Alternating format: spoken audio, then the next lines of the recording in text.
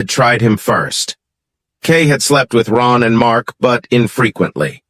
The sisters encouraged Kay to sleep with them again to keep them in line. I needed an exit strategy. The following week was tough, pretending I was unaware. I complained about the house or laundry until Kay argued with me.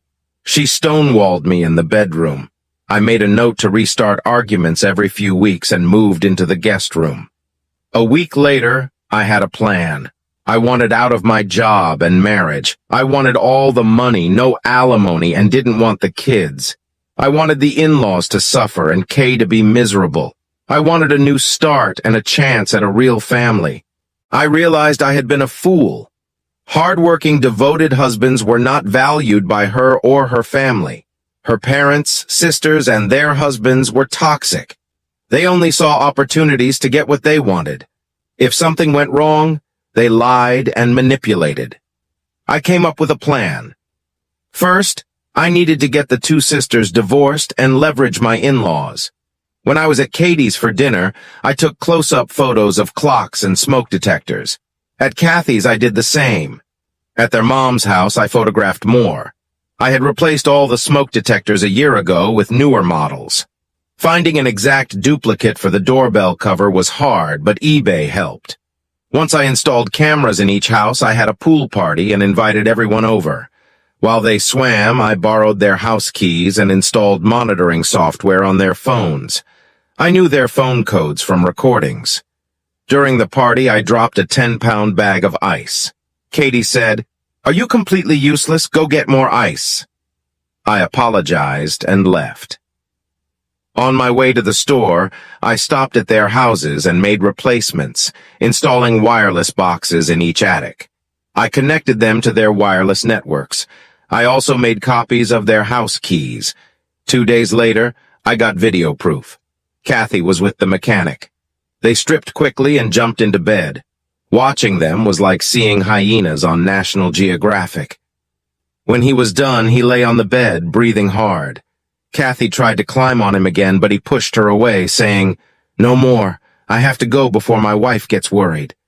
Kathy said, "Oh, come on. One more time before you go, mechanic. I need to perform tonight or she'll know." He took a quick shower, got dressed, and said, "Thanks, baby. See you next week." He put in his phone code right in front of the camera. The next Thursday, while they started, I quietly went through the sliding back door and installed monitoring software on his phone, which was in his pants pocket in the living room. Things got more interesting. The next day at Katie's place, her lover was her uncle along with her aunt. All three got undressed. The aunt was beautiful for her age, in her late 50s, but with a body that looked 40, with an hourglass shape and flat stomach. She looked sexier next to Katie. Watching them was like seeing a crocodile eat a baby hippo on National Geographic. A few minutes later, the aunt got up, took a shower, and changed the bedding. Then, in my own bedroom, my wife was with our neighbor's wife, Cheryl. Cheryl was a tall, hot redhead with a matronly yet hourglass figure. Though I prefer thinner women, she was attractive. They came into the bedroom, kissing. This time I saw the whole video and actually enjoyed it. After a short cuddle, Cheryl took a shower and left. My front door camera showed Cheryl walking home gingerly and bow-legged. Then I got a huge surprise. Ron and Mark came into Katie's bedroom and undressed. I wondered who they would tag team today. After what I saw, I decided never to shake hands with them again. It got weirder.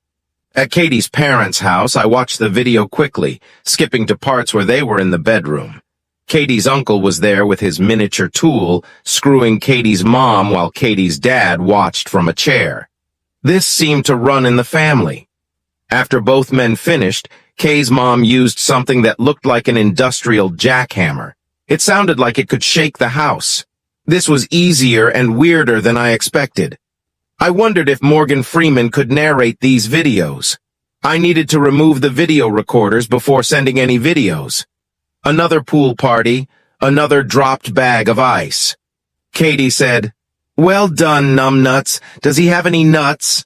Kathy added, "Aren't they in your purse?" Kay and the others snickered. Sally mumbled, Mom, why does he have to be so embarrassing? Ron and Mark suggested asking for help with heavy things next time.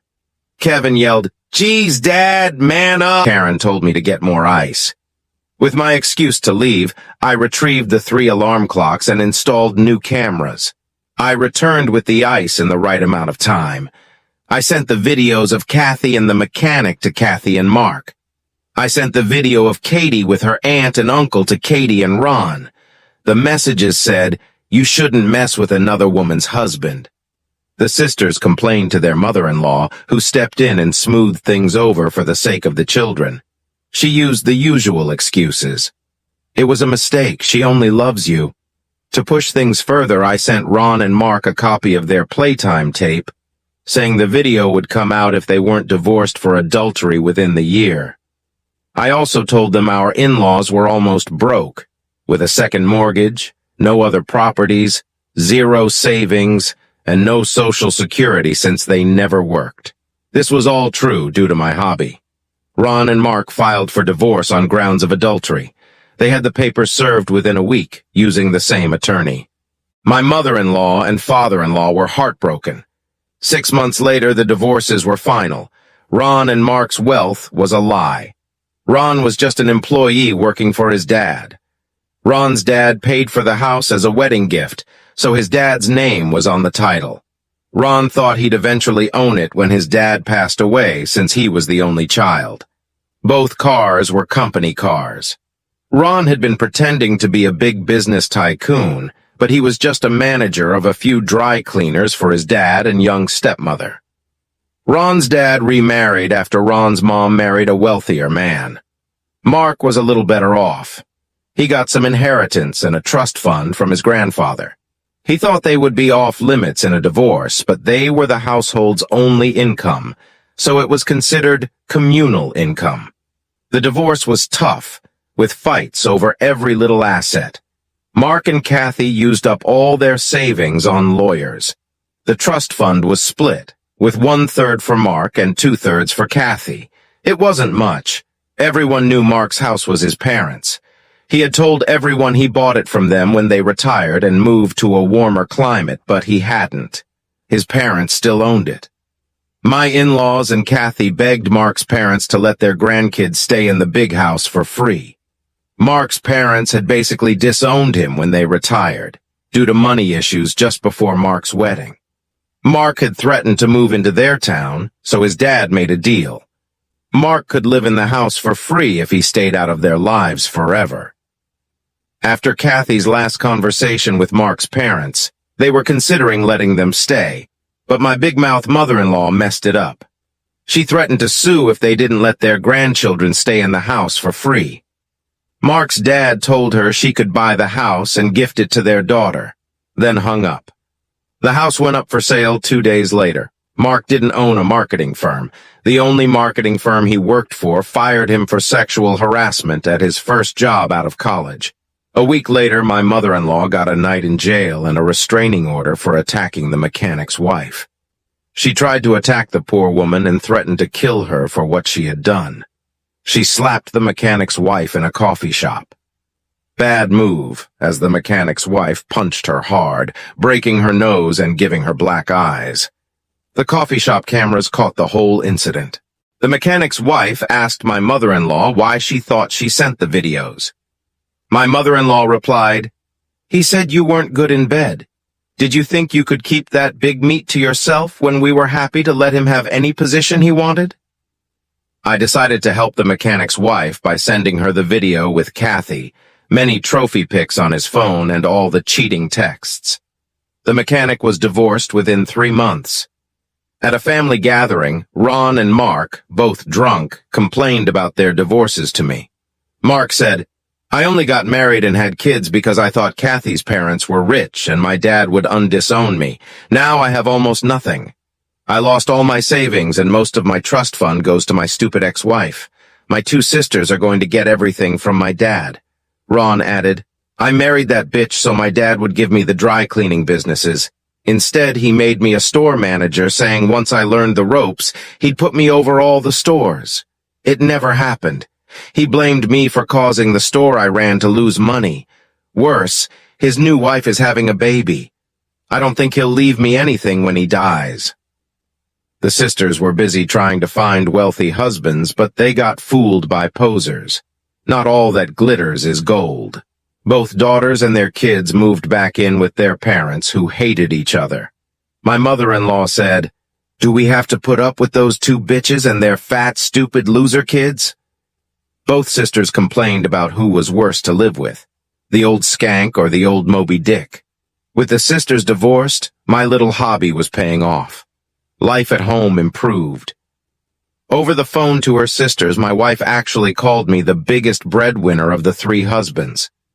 Of course, it lasted 5 seconds before they said all three of us were losers. And I was just the least loser right now. They all thought that was hilarious. I got a break from my mother-in-law while she was recovering from nose surgery. When it healed, her nose was bigger and crooked. My boss, John, owned the company I worked for. Our software managed inventory, part builds, bill of materials, and engineering into one product. I coded most of it. Did I mention I hated John? We were good friends when we started, but as the company grew, he ignored me. He became a jerk, focused on making more money. Our yearly bonuses, which started at $16,000 per employee, were now less than $2,000. Low raises, shrinking bonuses, and rising healthcare costs. The longer I worked there, the less I made. My surveillance hobby was working well, so I decided to expand into John's office, his home, and his secretary's apartment. His secretary, Sasha, was rumored to be sleeping with him after hours. It wasn't hard to get access to their homes. I copied Sasha's apartment key during a management meeting and got John's house key from her key ring. Once I installed the recorders and monitoring software in their office PCs, I found out Sasha lived alone. Setting up Sasha's apartment was easy. I installed video and voice recorders and monitored her workspace. I knew her and John's phone access codes. She kept her phone in her purse during meetings, and John often left his phone in the conference room. Phone monitoring software was done. They were meeting every Thursday in her apartment. I got video of everything. Sasha and I got along well at the office. I wasn't scared of John and wasn't trying to get with her. The other women at work were cold towards Sasha. She dressed professionally and wore long skirts. I thought she was overweight, but the videos showed she worked out hard and was very fit. Her wardrobe, including large t-shirts on weekends, was designed to avoid attention. She wore little makeup, which I respected. John was a 60-second man, so I only had to listen to the audio for a couple of minutes. After 4 weeks, I quit my job. I had built their software and decided to create and sell an ad sales module with predictive planning. I knew John would ask for my help with current projects. One part of the code hadn't been modified in years and had gotten corrupted. There were no backups. The missed backups looked like an innocent mistake, which it was. I started working from home. 2 weeks later, John begged me to come back. I negotiated a contract rate double my previous hourly rate. John planned to use me short-term, but I knew my new salary with overtime would quadruple my old salary. I rewrote the source code from memory, improving a few things and adding requested features from sales. The other modules didn't work perfectly with the new module, so changes were needed. The new features made my sales module work better. Customers loved the new features in John's software and my new sales and planning software that integrated with it. After 30 days, my contract was extended indefinitely. The following week, my wife got a letter from an attorney. Her great-uncle had died and left a trust that provided $4,000 a month. If she had a child and named it after him or his deceased wife, the trust would increase to $20,000 a month. The lawyers had us sign paperwork and gave us our first check for $4,012. The next would be deposited into our joint account on the first of each month. Kay was all smiles, talking about quitting birth control and having another baby for that $20,000 a month. Once we got home, I told her we needed to talk. She was so happy she didn't notice my tone. We sat at the kitchen table. I had to tell her to quit texting on her phone. I said, I quit my job a year ago and things are not going well. I have been using my earnings to hire programmers to get code done. Katie looked shocked. What? And you're just telling me now? I explained. I quit to start my own software company. It's working, but it's taking longer than expected. Katie replied, well, that doesn't matter now. We have lots of money and we're going to get more. She jumped up to give me a big kiss, but I stopped her and said, I am not going to have sex with you ever again.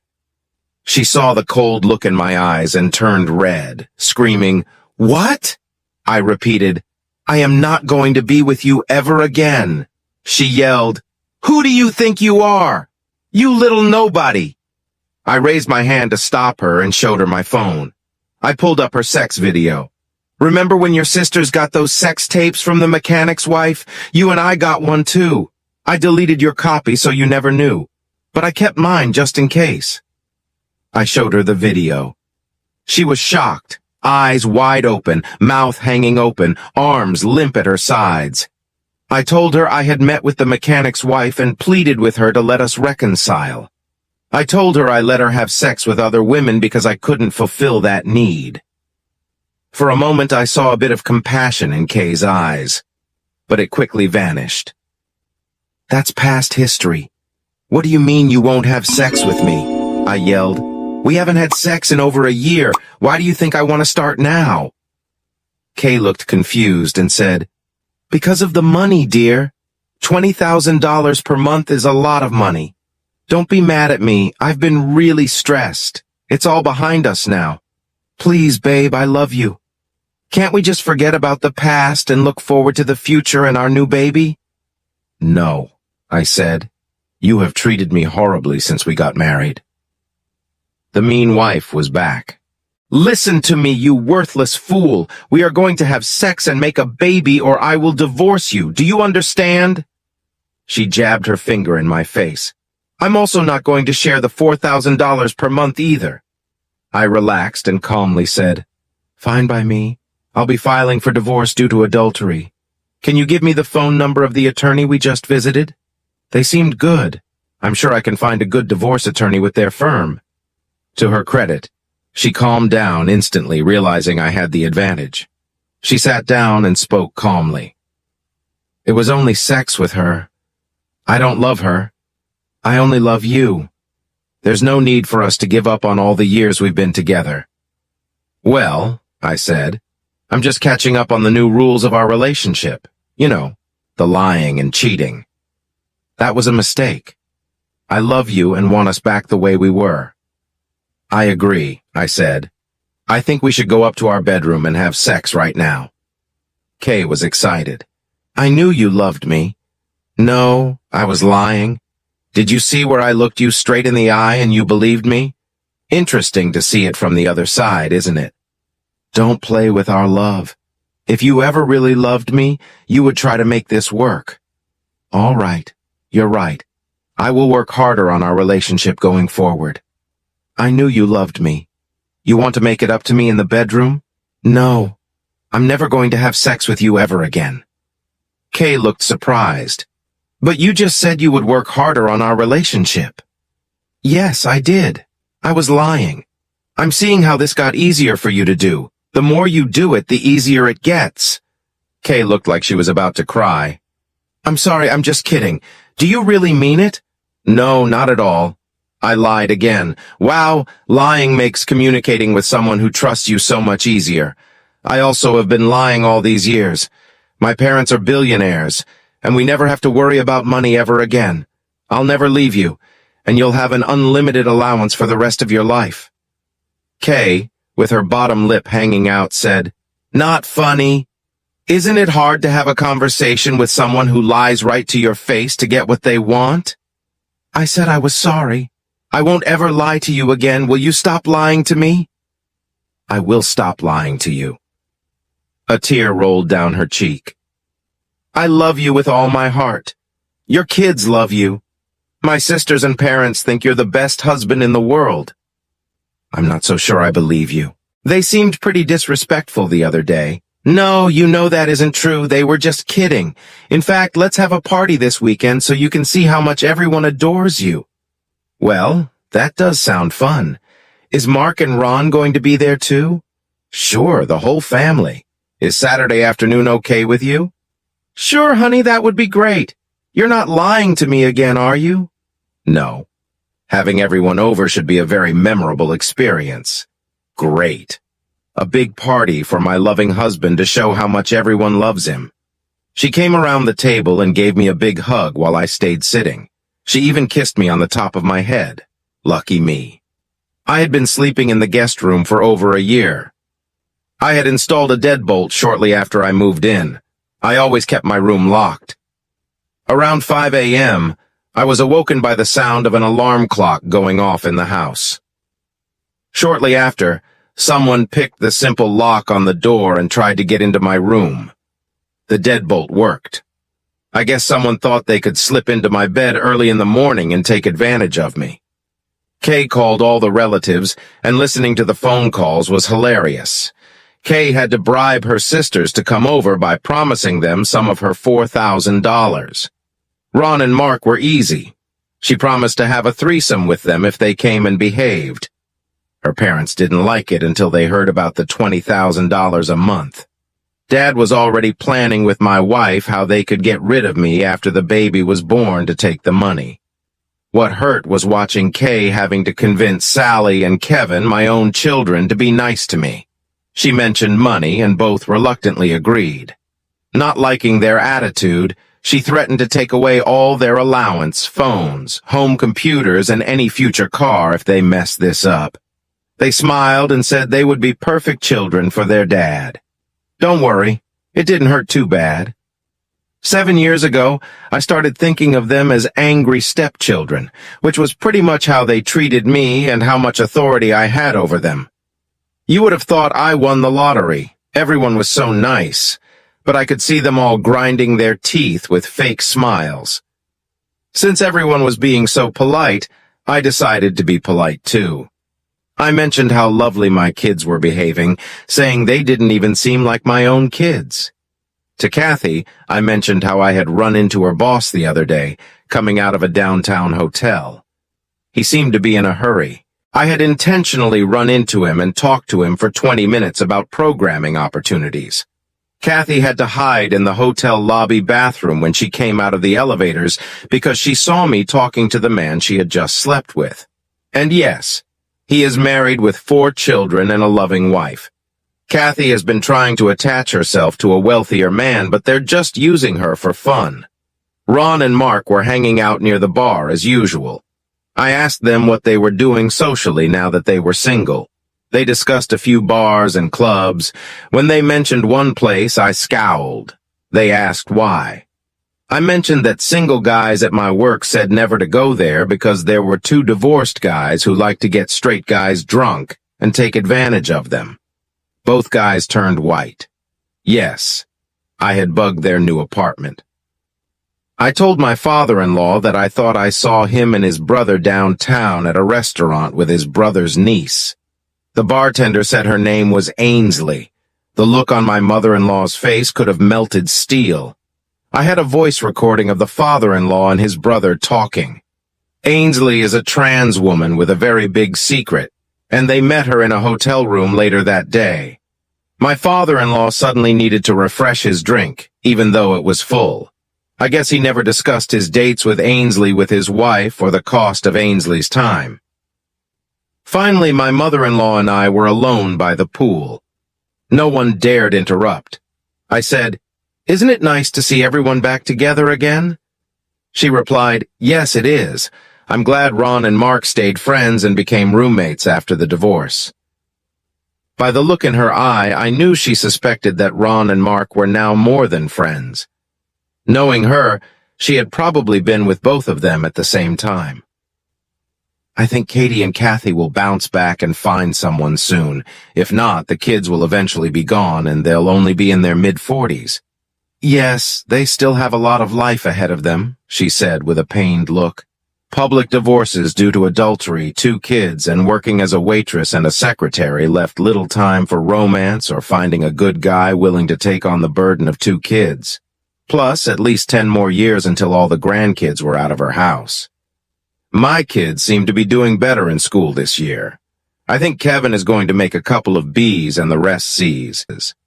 Or the lake would be nicer, she added, with a harder look in her eyes. Your husband seems to be doing well. I saw him and his brother having lunch with your niece at the hotel restaurant downtown.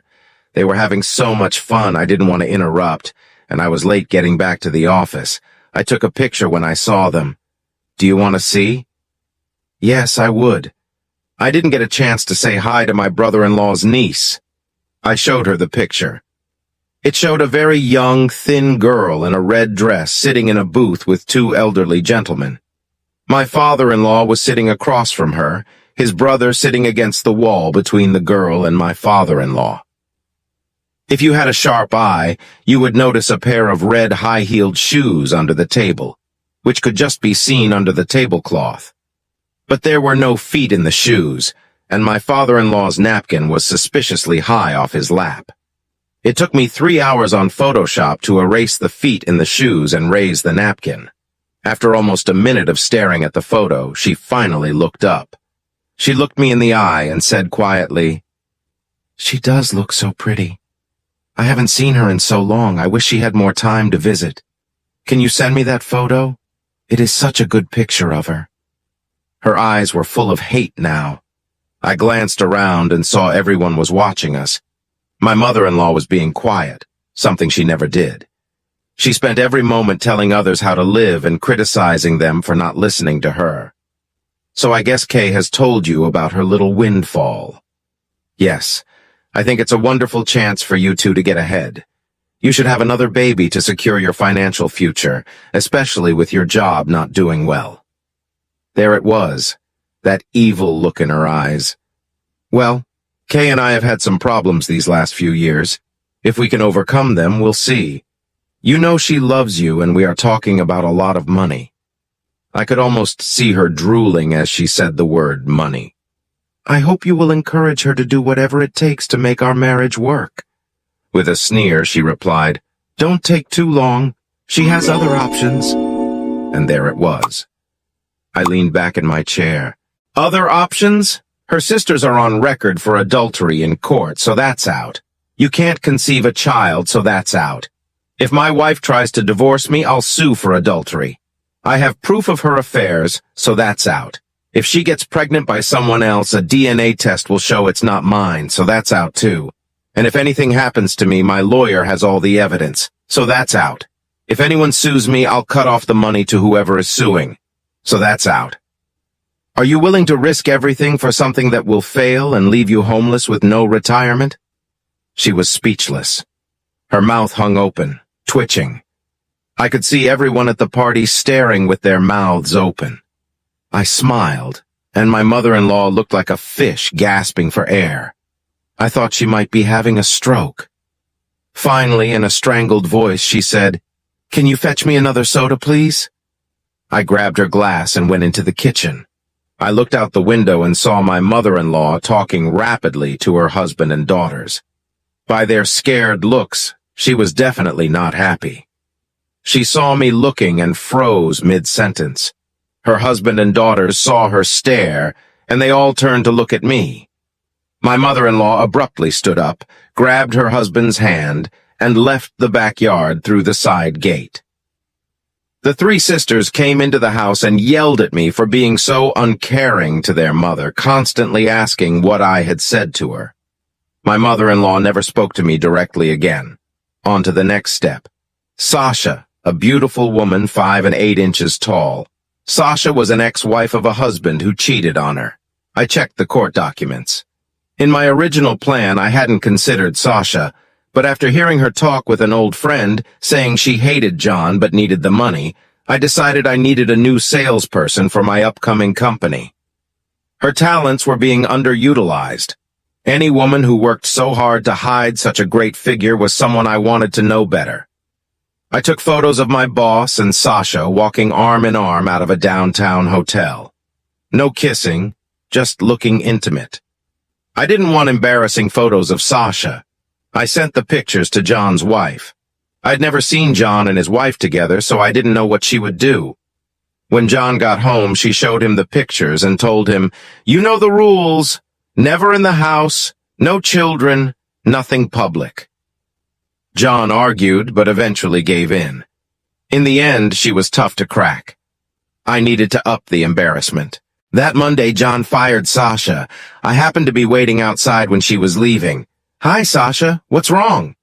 Visibly upset, she replied, "Nothing. I just got fired." Running to catch up to her, I said, "Sorry to hear that. Can you stop walking for a second? I have something you will want to hear."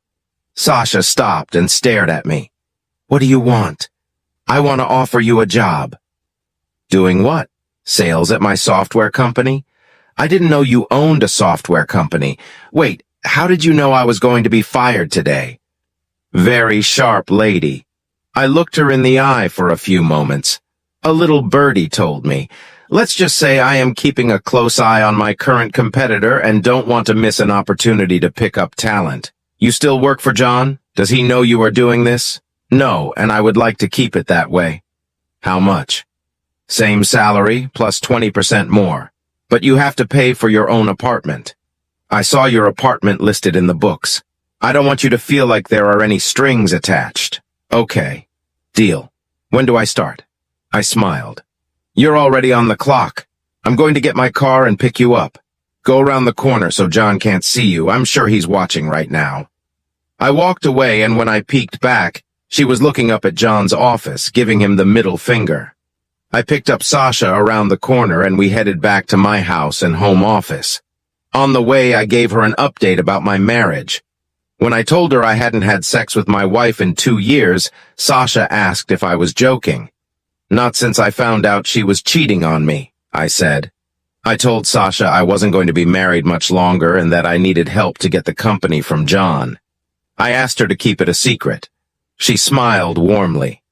Damn, I could melt in those brown eyes. When Sasha and I walked in, Katie was there to greet me. She growled, "Who is this?" "This is my new head of sales and marketing. She will be working with me out of the office for now." "Any problems, Katie?" "No problems." I nudged Sasha to get her moving. Head of sales and marketing was something she hadn't expected. I set up Sasha at a second desk next to mine, which I had bought 4 weeks ago. We spent the rest of the day going over my new software. Sasha knew the old software and was amazed at how much easier and faster mine worked. She was very impressed with the sales module. Over the last 2 years, using cheap programming labor and many hours on my part, I had rewritten all the programs from John's company. My software was 10 times faster, smaller, and more intuitive, with all the features John thought were too expensive. I gave Sasha 3 leads who were already using my sales software to demo my new main software. After a couple of hours, she had appointments for the next week. Before Sasha went home, I told her I was going to have a conversation with Kay in the kitchen and wanted her to overhear. "I may need your help tonight." I left the office door completely open and called Kay into the kitchen. "We need to talk." "Okay. I'm not going to have sex with you, but we are getting along so well. I need you and your sisters to sleep with a guy." "What?" "My sisters and I are not some hookers. You can't tell us who to sleep with." "What if I promise to give you a divorce if you do what I ask? You could marry someone else and have a legitimate baby." "You'll let me divorce you with no adultery charges?" "Yep." With a big smile, Kay asked, "Who do I have to sleep with?" "My boss, John. In fact, I need you and both your sisters to sleep with him in a hotel room tonight. Is that doable?"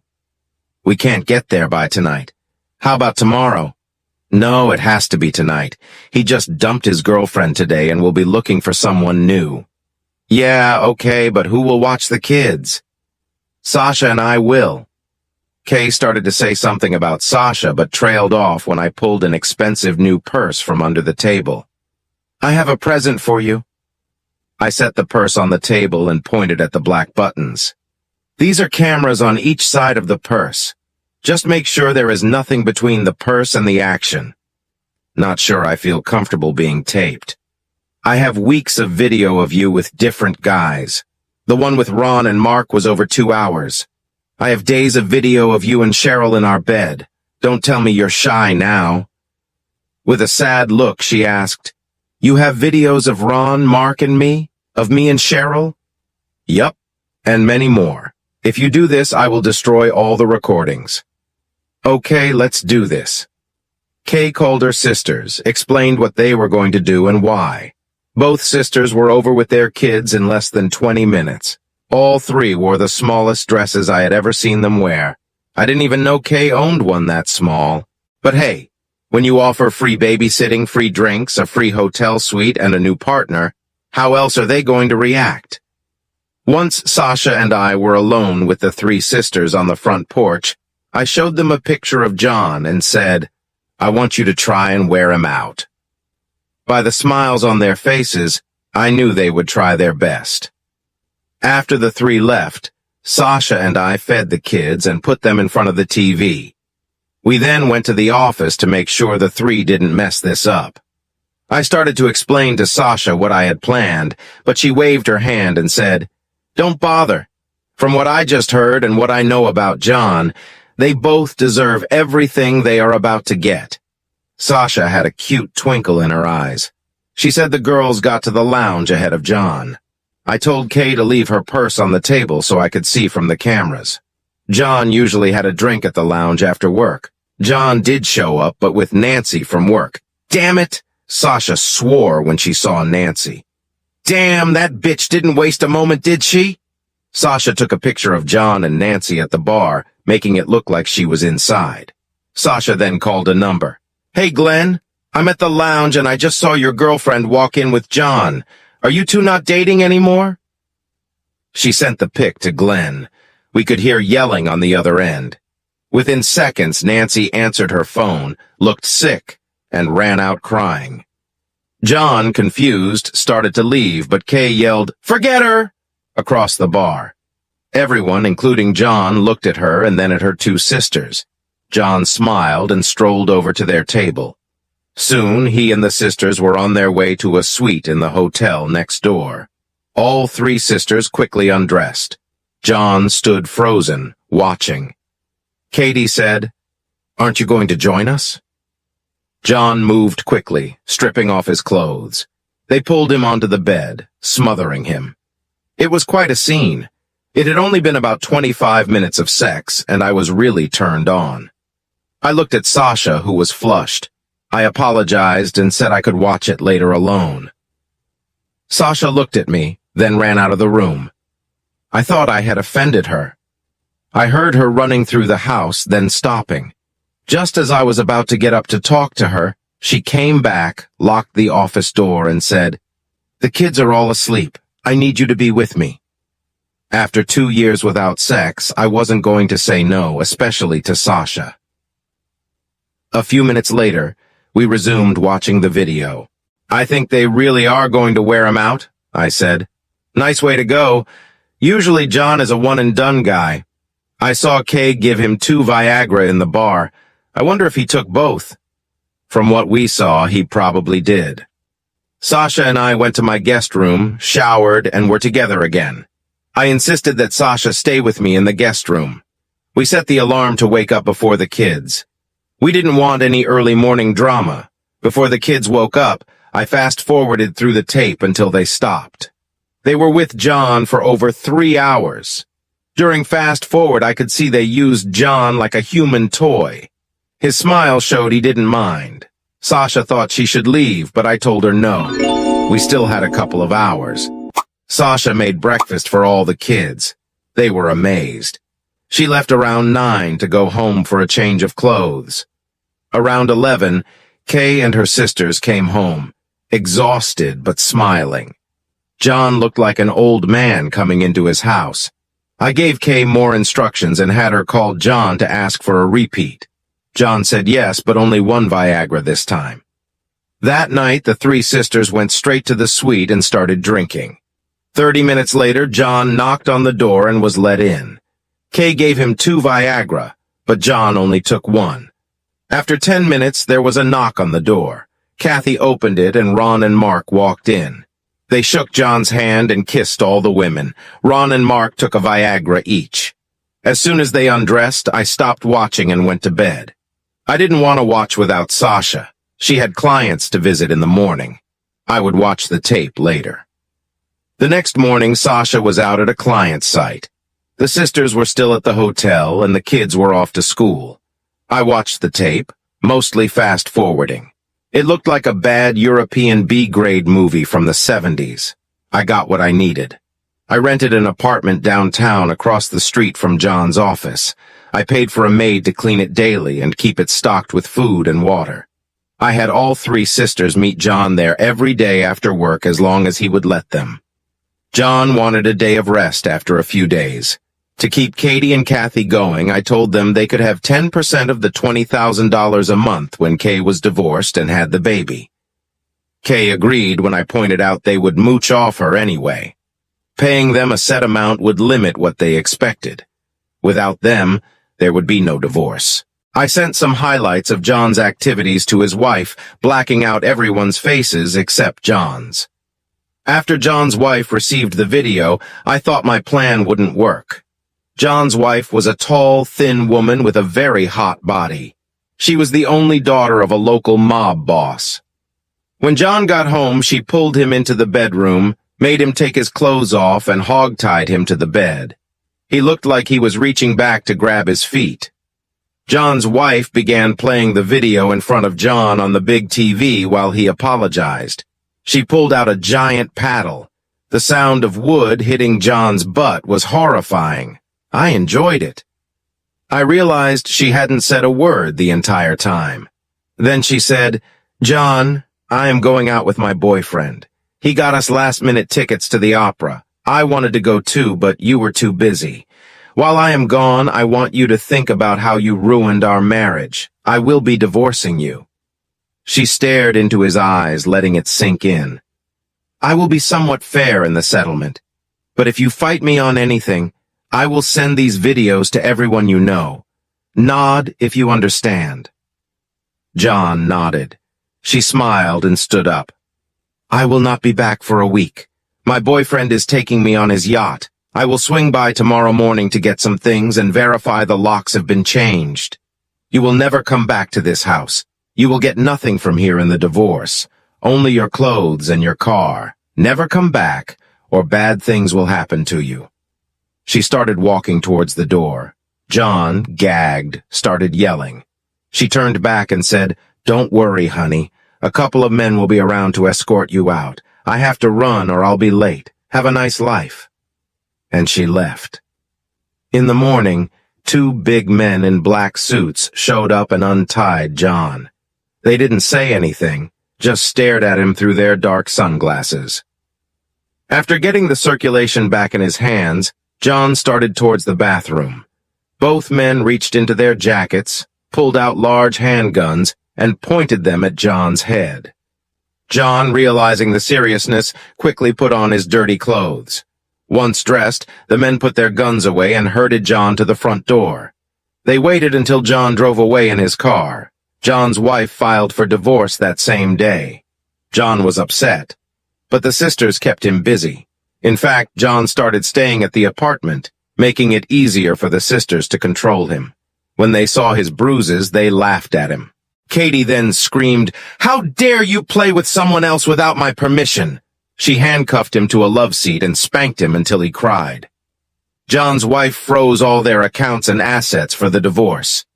John soon ran out of cash to pay his employees. He lost 25% of his business to a new competitor, so his cash flow was down. I called 3 key people at John's company and asked if they wanted to work for me. None said yes, but I left it open. A few days later, John went by his house and tried to get into the garage, but it was locked. I sent him a text saying, "I told you, only your clothes and car." He thought his wife was behind the leaked video. I anonymously sent John's all-mail review with Ron and Mark to a competitor's salesman. Within a week, everyone who knew John's company had seen the video. The 3 key people called and asked if the offer was still open. I hired all 3. With John's reputation ruined, his company struggling, and his divorce pending, I managed to pick up 90% of his customers in the next 60 days, which was when John's divorce was finalized. John's company closed 2 days later, and I became the sole owner of a thriving company. I had a divorce to settle. I filed for an uncontested divorce and expedited everything. I gave Kay the house. She didn't know I had taken a second mortgage on it to fund my startup. I gave her half of our shared account, which was $8,000, and her car. I kept my company. I told her it wasn't worth anything on paper yet, but I could change the divorce papers to adultery. She shut up, signed the papers, and smiled, thinking $20,000 a month was coming her way. We divorced 60 days later. I was a free man. The day after our divorce, Kay married the mechanic. She thought she would be rich and wanted her big meat every night. Kay spent all the money I gave her, $8,000 from the trust fund deposit for 2 months and $20,000 from her parents on her wedding. She thought she would be rich soon and could pay her parents back. She got pregnant shortly before, during, or after the wedding. People heard them in the back of the church before the ceremony and in the limo to the airport. 3 months after the wedding, Kay and her mom went to see the trust fund lawyers. They wanted to know when the $20,000 a month would start and why the $4,000 hadn't been deposited yet. The lawyer told them the funds had been withdrawn. Another candidate had met the requirements and was receiving the money. The police had to be called due to the damage they caused in the office. Weeks later, Kay came to my house in a short red dress with no underwear. I made her stay on the front porch. She said she was going to reopen our divorce settlement because she got less than she wanted. I told her I wasn't a piggy bank. It had been 4 months since the divorce was final. The judge's decree was final, and she had already remarried. She then said we could get back together. She lifted her dress, revealing her pregnant belly, and asked if I missed her. I smiled and pulled out my camera, taking a picture of her. She even smiled and posed. Then I asked, "Won't your new husband love to see this picture with his wedding ring on your finger?" I then slammed the door shut. She screamed and beat on the door for a few minutes, then started crying and begged me not to send the photo. I told her I wouldn't send it if she went away and never came back. Her last words were, "I'm sorry I ruined our beautiful marriage. I wish you had been enough for me." Good enough for her? Our beautiful marriage? Someone was the captain of the SS Delusional, and Davy Jones had welcomed it many years ago. Eventually, I gave up my hobby completely, which included destroying all the recordings. John disappeared after his company closed. Seriously gone. The last location his phone gave was somewhere in San Francisco, in the Castro district. John's wife traded up. The guy she remarried was 5 years younger than John, but still older than her, and was the CEO of a growing company. He seemed to care for her, but definitely wanted her blue blood. They even had 3 kids together. My 2 kids graduated from high school and got dead-end jobs. No surprise, they both asked me to hire them. I told them to become programmers and then give me a call. Ron and Mark fared pretty well. Their little video with John got them some notoriety, and they became movie stars, if you know what I mean. They also became friends with a successful business owner who owned a chain of stores. The guy was older and thinking of retiring, but had no kids to leave it to. Katie ended up better. Cheryl divorced her husband. I had nothing to do with it. It was a mutual agreement, and Katie and Cheryl got married. They seemed really happy together. I felt sorry for any guy who was stupid enough to go home with those two. Kay's parents lost their last property, their house. They used it as collateral for Kay's marriage. When the trust fund money fell through, they sold it. They got divorced and split what they had left. My ex-father-in-law moved in with his brother and Miss Ainsley. The niece moved in shortly afterward. My ex-mother-in-law moved into a state-owned retirement community. She was so troublesome that they kept her on happy pills all the time, and she mostly just mumbles and smiles. Kay stayed married for about a year. She lost the house, and when the little equity she got from it dried up, The mechanic left her. Kay works as a waitress and lives in a trailer with her sick dog, raising the mechanic's kid. She also kept a pair of the monster jackhammers from the apartment and used them frequently. As for the people who cheated with my wife, her sisters, and my ex-mother-in-law, did you think I was going to let them off the hook just because I promised Kay? Right after Kay lost her trust money, I sent a copy of all the videos of anyone cheating to their spouses and relatives. I used Kay's personal email account to send all the emails with the incriminating videos and voice recordings. I sent over 300 emails. I had also cloned Kay's phone. She also sent everything via text. Just to be sure, Kay sent me a very angry text. You told me you would destroy all the recordings. You promised. I texted back, thank you for making truthfulness no longer a necessary part of our marital relationship. It really made getting what I wanted so much easier. She never responded. As for divorces, all you have to do is find one cheater, and you can find all the cheating husbands. And I had 3 of them. Most of the guys' phones I got into. The sisters all had a thing for undressing on their way to the bedroom. The mechanic caused 8 men to divorce their wives. He loved to text derogatory things about the husbands to the wives. The wives never disagreed. He had to move to find a job and stop getting randomly beaten up.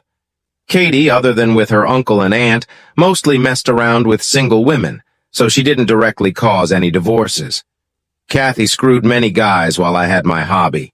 Most of the guys, I had no clue who they were. Of the men I did know, subtracting Kay's overlap, Kathy caused 10 divorces with 0 reconciles. No reconciles because the wives lost all respect for their husbands. If they sank low enough to be with Kathy. My mother-in-law did a few guys. Subtracting Kay's overlap, she caused only 1 divorce. As for Kay, her videos caused 13 divorces and 2 reconciles due to her cheating. These only include direct divorces. When some of the men owned up, they implicated other women who ended up getting divorced. When the hurt wives confronted the other cheating wives, I think there were 4 or 5 subsequent divorces. There were at least a dozen arrests due to assaults. Thankfully, no one died that I know of. I like people to enjoy the consequences of their actions. The mechanic ended up with a permanently damaged tool, thanks to Katie and Cheryl. I heard they ruptured some major blood vessels while in action. Ouch. The mechanic's nickname is now Lefty because his tool is permanently bent in the middle and points to the left, 90 degrees left. Katie mentioned Lefty had said something disrespectful about one of Cheryl's daughters while he was with Cheryl. Bad move. Lefty tried to press charges, but having your tool broken while inside someone is hard to describe as assault. Katie said the female detective couldn't stop giggling, and the male detective looked amazed. Katie described how Cheryl had broken his tool without using her hands. I never could get a clear picture in my head of how she did it. I think my brain was blocking me from ever hearing about such a horrible thing. As for Lefty's ex-wife, I invited her to a coffee shop to apologize for her getting blamed for my sisters-in-law's divorces. She said breaking my mother-in-law's nose was the highlight of her year. She joked, "See if you can get her upset enough to slap me again. I need more therapy." I asked her if she was dating. After looking me up and down, she said, "Maybe." I told her I was spoken for, but my next-door neighbor had just gotten divorced. She waved me off like, "Not another one." Lefty's ex is a statuesque 5'10" blonde with an athletic figure, a skinnier version of Cheryl. I explained that my neighbor found out his wife was cheating, and they amicably divorced. She sat silently. I continued, "He and his ex-wife found out they were both sterile but wanted to have kids. And since you have 2 babies looking for a dad," she smiled slightly. I added, "He owns his house outright, pays no alimony, and makes over 6 figures. She had a big smile by now. "He lives next door to me and hasn't gone on a single date since the divorce.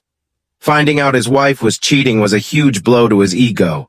Did I mention he's 6'2" and used to play rugby for fun?" She leaned forward quickly and slapped my leg. "Not so loud. Those 2 women behind you don't have rings? Yes, I want a date with him."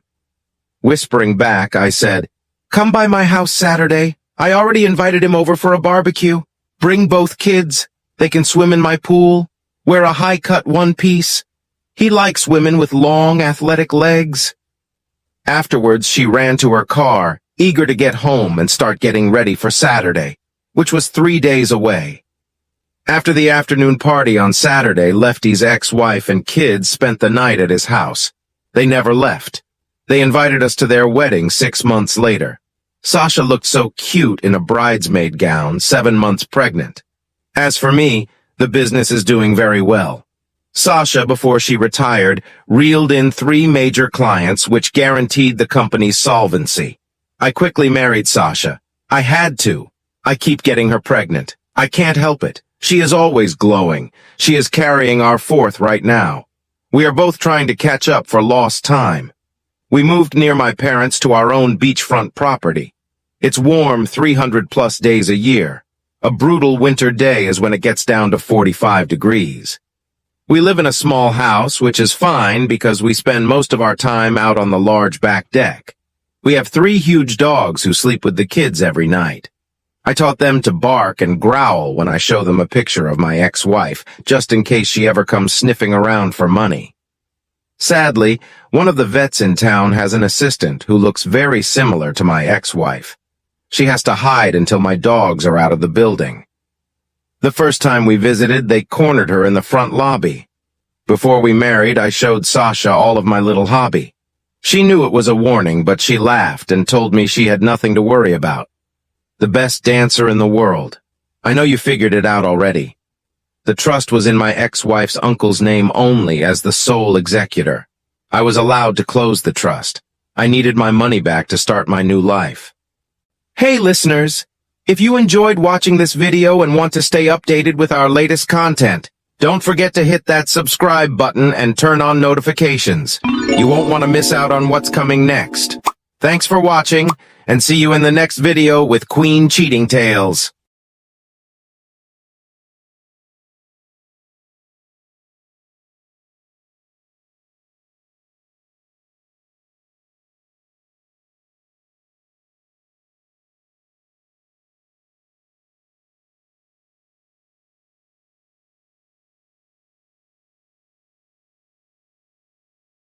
My perfect life shattered in an instant. My wife, once my everything, was cheating with our neighbor. Hidden cameras captured every betrayal. The pain was unbearable, but rage fueled my need for revenge. I confronted them and meticulously planned my retribution. This isn't just a story of infidelity. It's a tale of deception, heartbreak, and cold-blooded vengeance. Witness the shocking truth as justice is served in the most unexpected ways. My marriage with Kay had hit rock bottom. We were intimate once a month, sometimes not at all if she was mad at me. When we first got married, we used to be intimate 4 to 5 times a week. It was one of the reasons I started dating her. She was amazing in bed. Other reasons? She was cute, slim, fit, flexible, and loved sex. Now she's not cute, not slim, not fit, and not flexible. She seems to hate sex. Kay has 2 younger sisters, Katie and Kathy. All 3 sisters were known for being very attractive and fun in bed. I thought I was lucky because Kay chose to settle down with me. We got married 12 years ago after I got her pregnant in college. We were seniors and in love, already talking about marriage. Sally was born 5 months after our wedding, and Kevin came a year and a half later. Both kids were spoiled by their mom, aunts, and grandparents. I despised Kay's parents. They thought I was beneath Kay because I couldn't buy her all the luxuries they felt she deserved. They never worked except for some charities and lived off inheritances. A few years ago, they sold their last inherited property, so I knew they were running out of money. No one else knew this because I had checked the property records many years ago. Both of Kay's sisters have 2 kids each. Katie is married to Ron, who runs 5 dry cleaning stores for his dad. Kathy is married to Mark, who inherited a house and some money from his grandparents. Mark owns a marketing firm, but I've never seen him work or know where his office is. Both sisters, like Kay, are fun at parties but useless when it comes to work. 2 years ago, while sitting in my home office, upset because I had to take care of my needs in the shower that morning, I took a hard look at my life.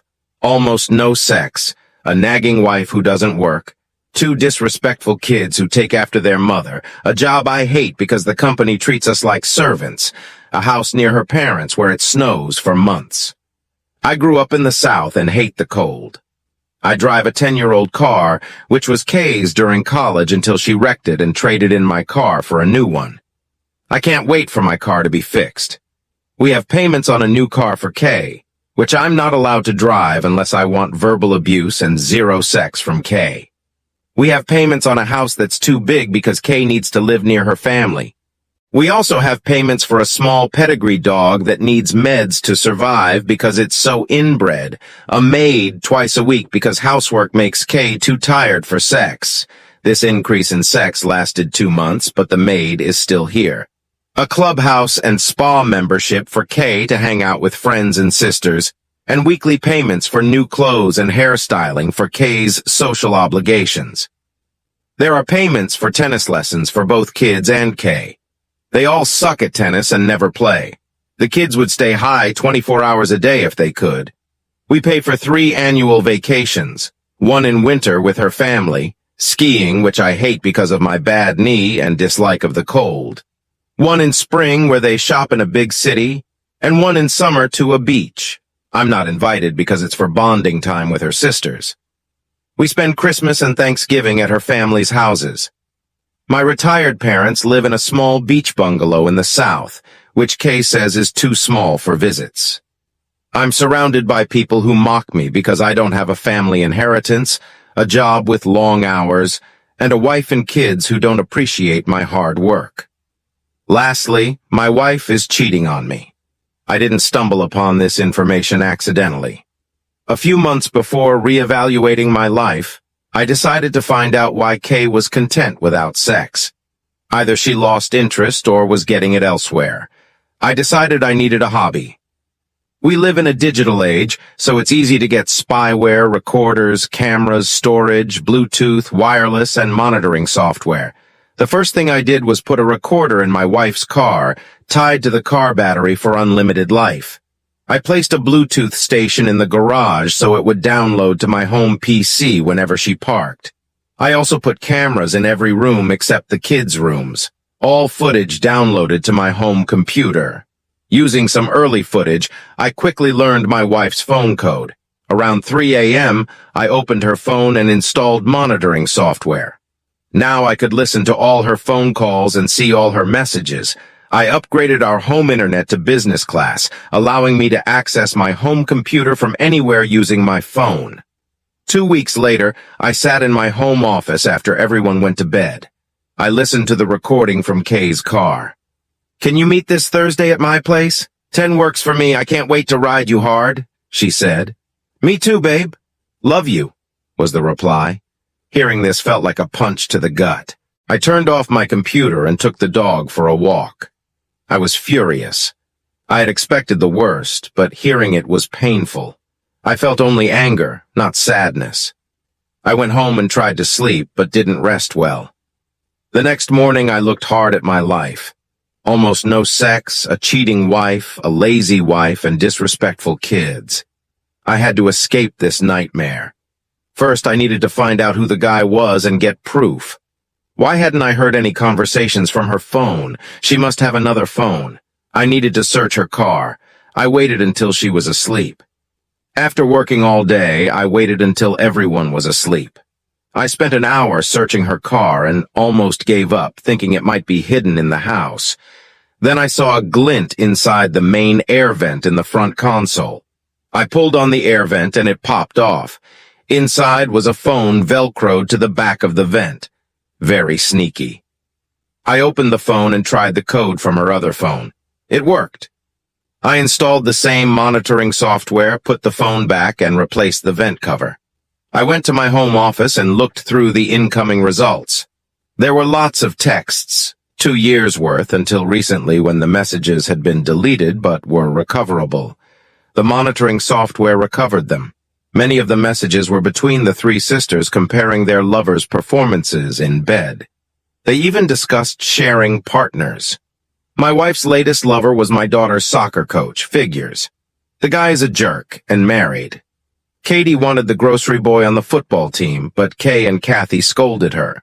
They said unmarried guys were too clingy and had nothing to lose. Mom would be upset if she broke the rules. Their mom had rules for cheating. Kathy was sleeping with a mechanic who had been with all three sisters because he had a big tool. Their mom had tried him first. Kay had slept with Ron and Mark, but infrequently. The sisters encouraged Kay to sleep with them again to keep them in line. I needed an exit strategy. The following week was tough, pretending I was unaware. I complained about the house or laundry until Kay argued with me. She stonewalled me in the bedroom. I made a note to restart arguments every few weeks and moved into the guest room. A week later, I had a plan. I wanted out of my job and marriage. I wanted all the money, no alimony, and didn't want the kids. I wanted the in-laws to suffer and Kay to be miserable. I wanted a new start and a chance at a real family. I realized I had been a fool. Hard-working, devoted husbands were not valued by her or her family.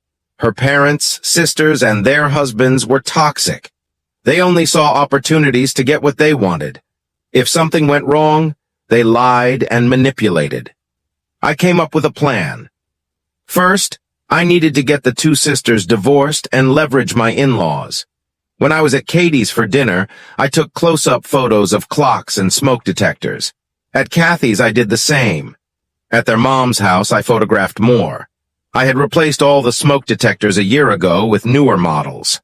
Finding an exact duplicate for the doorbell cover was hard, but eBay helped. Once I installed cameras in each house, I had a pool party and invited everyone over. While they swam, I borrowed their house keys and installed monitoring software on their phones. I knew their phone codes from recordings. During the party, I dropped a 10-pound bag of ice. Katie said, "Are you completely useless? Go get more ice." I apologized and left. On my way to the store, I stopped at their houses and made replacements, installing wireless boxes in each attic. I connected them to their wireless networks. I also made copies of their house keys. 2 days later, I got video proof. Kathy was with the mechanic. They stripped quickly and jumped into bed. Watching them was like seeing hyenas on National Geographic. When he was done, he lay on the bed, breathing hard. Kathy tried to climb on him again, but he pushed her away, saying, "No more. I have to go before my wife gets worried." Kathy said, "Oh, come on. One more time before you go, mechanic. I need to perform tonight or she'll know." He took a quick shower, got dressed, and said, "Thanks, baby. See you next week." He put in his phone code right in front of the camera. The next Thursday, while they started, I quietly went through the sliding back door and installed monitoring software on his phone, which was in his pants pocket in the living room. Things got more interesting.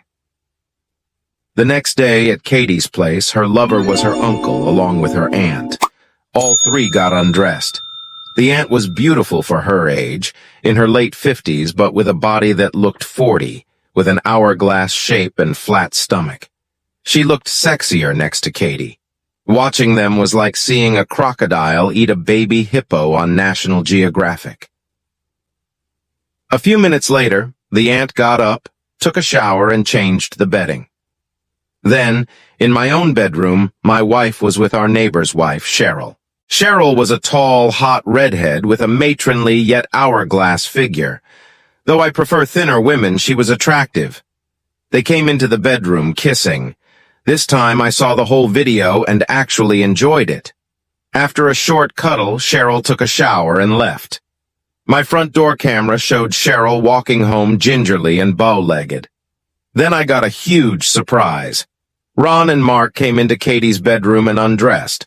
I wondered who they would tag team today.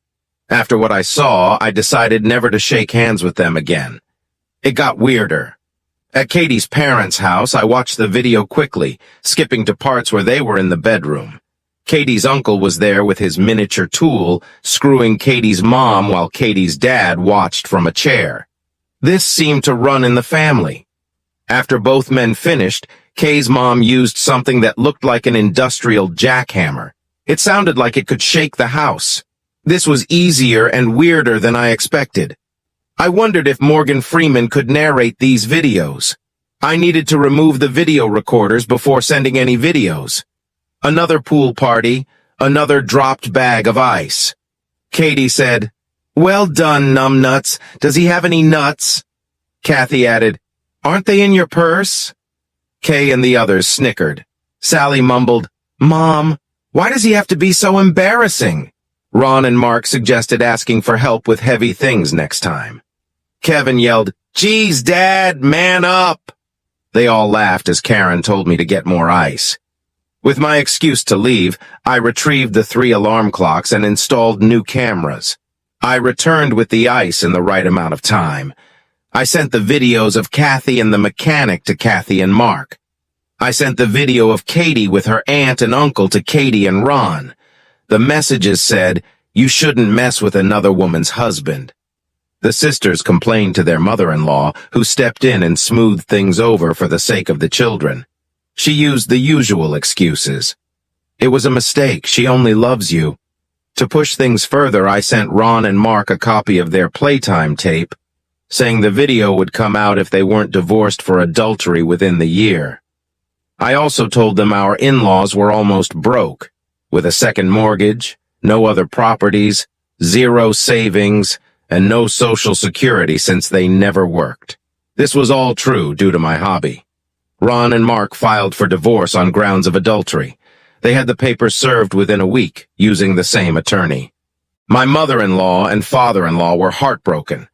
6 months later, the divorces were final. Ron and Mark's wealth was a lie. Ron was just an employee working for his dad. Ron's dad paid for the house as a wedding gift, so his dad's name was on the title. Ron thought he'd eventually own it when his dad passed away, since he was the only child. Both cars were company cars. Ron had been pretending to be a big business tycoon, but he was just a manager of a few dry cleaners for his dad and young stepmother. Ron's dad remarried after Ron's mom married a wealthier man. Mark was a little better off. He got some inheritance and a trust fund from his grandfather. He thought they would be off limits in a divorce, but they were the household's only income, so it was considered communal income. The divorce was tough, with fights over every little asset. Mark and Kathy used up all their savings on lawyers. The trust fund was split, with 1/3 for Mark and 2/3 for Kathy. It wasn't much. Everyone knew Mark's house was his parents'. He had told everyone he bought it from them when they retired and moved to a warmer climate, but he hadn't. His parents still owned it. My in-laws and Kathy begged Mark's parents to let their grandkids stay in the big house for free. Mark's parents had basically disowned him when they retired, due to money issues just before Mark's wedding. Mark had threatened to move into their town, so his dad made a deal. Mark could live in the house for free if he stayed out of their lives forever. After Kathy's last conversation with Mark's parents, they were considering letting them stay, but my big-mouth mother-in-law messed it up. She threatened to sue if they didn't let their grandchildren stay in the house for free. Mark's dad told her she could buy the house and gift it to their daughter, then hung up. The house went up for sale 2 days later. Mark didn't own a marketing firm. The only marketing firm he worked for fired him for sexual harassment at his first job out of college. A week later, my mother-in-law got a night in jail and a restraining order for attacking the mechanic's wife. She tried to attack the poor woman and threatened to kill her for what she had done. She slapped the mechanic's wife in a coffee shop. Bad move, as the mechanic's wife punched her hard, breaking her nose and giving her black eyes. The coffee shop cameras caught the whole incident. The mechanic's wife